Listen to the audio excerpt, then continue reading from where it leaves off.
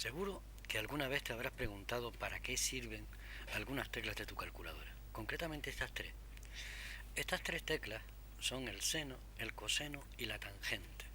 Pero ¿cuáles son las funciones que cumplen estas teclas? Estas tres funciones son las llamadas razones trigonométricas.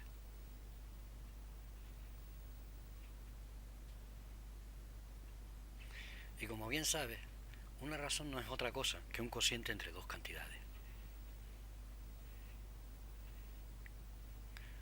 Conocemos algunas relaciones entre diversos elementos de un triángulo. Por ejemplo, conocemos la relación que existen entre los ángulos de un triángulo. Los ángulos de un triángulo, que aquí vamos a denominar alfa, beta y gamma, su suma es igual a 180 grados.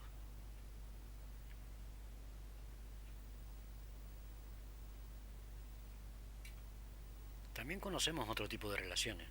Por ejemplo, tenemos conocimiento de un teorema que recibe el nombre de teorema de Pitágoras. Y esa fórmula nos va a relacionar directamente el lado más largo de un triángulo rectángulo con los dos catetos, los dos lados más pequeños de ese triángulo rectángulo. Nos dice esa fórmula que la hipotenusa al cuadrado es igual a la suma de los cuadrados de los catetos. Lo que escribimos de la siguiente forma: h al cuadrado es igual a c sub 1 al cuadrado, uno de los catetos, más c sub 2 al cuadrado, otro de los catetos. Pero la pregunta que nos hacemos es: ¿y existirá algún tipo de relación entre los lados y los ángulos?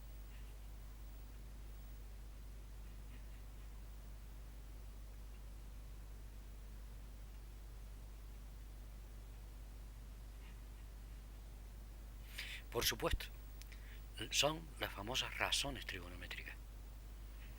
Y de esto es de lo que se ocupa la trigonometría, de la relación que existen entre los ángulos y los lados de un triángulo cualquiera.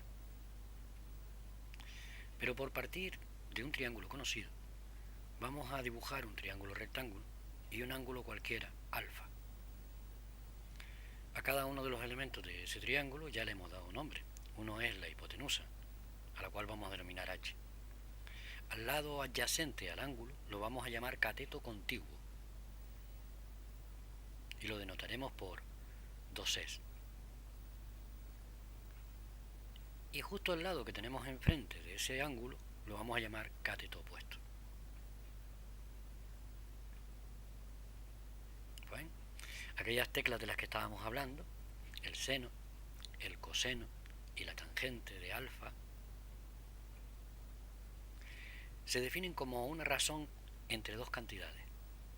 El seno de alfa como la razón entre el cateto opuesto y la hipotenusa. El coseno de alfa como la relación entre el cateto contiguo y la hipotenusa. Y la tangente de alfa equivale a dividir el cateto opuesto entre el cateto contiguo. O lo que es lo mismo, a dividir el seno de alfa entre el coseno de alfa. También podemos definir lo que vendrían a ser las razones trigonométricas inversas, que las consigues en la calculadora, normalmente con la tecla Shift y las mismas teclas anteriores.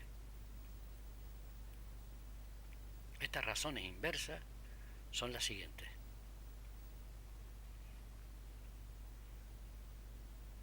La secante de alfa, que sería la inversa del coseno de alfa. La cosecante de alfa, que es la inversa del seno de alfa. Se me había olvidado colocar el ángulo.